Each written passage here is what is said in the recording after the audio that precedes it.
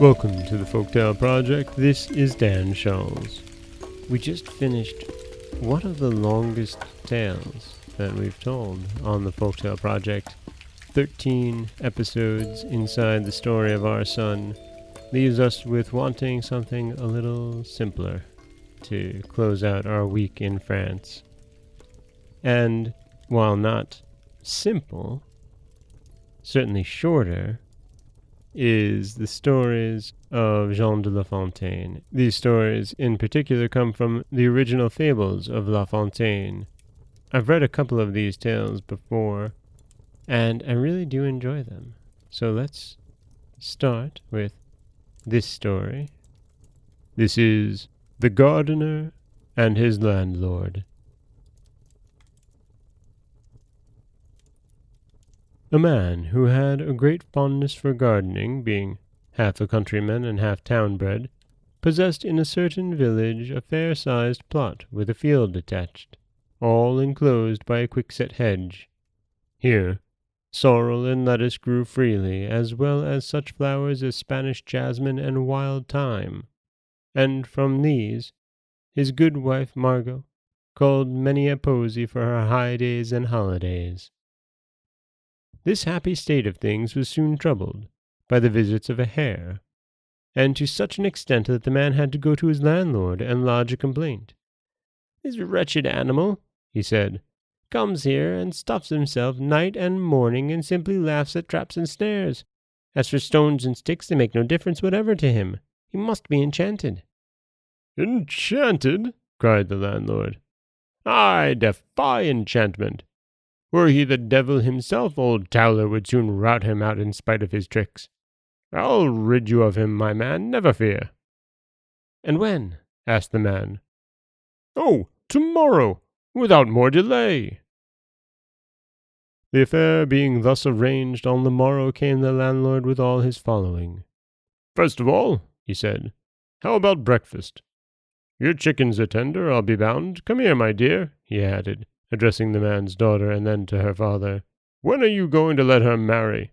Hasn't a son-in-law come on the scene yet? My dear fellow, this is a thing that positively must be done, you know. You'll have to put your hand in your pocket for some purpose." So saying, he sat down beside the damsel, took her hand, held her by the arm, and toyed with her fichu, and took other silly and trifling liberties, which the girl resented with great self-respect, whilst her father grew a little uneasy in his mind. Nevertheless, the cooking went on. There was quite a run on the kitchen. "How ripe are your hams? They look good."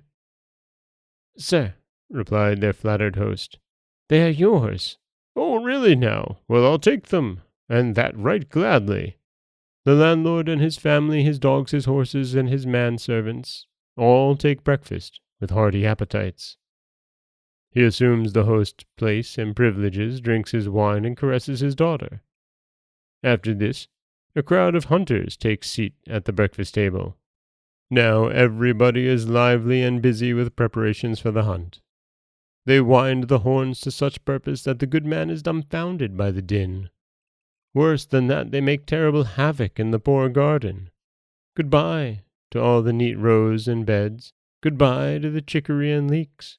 Goodbye to all the pot herbs.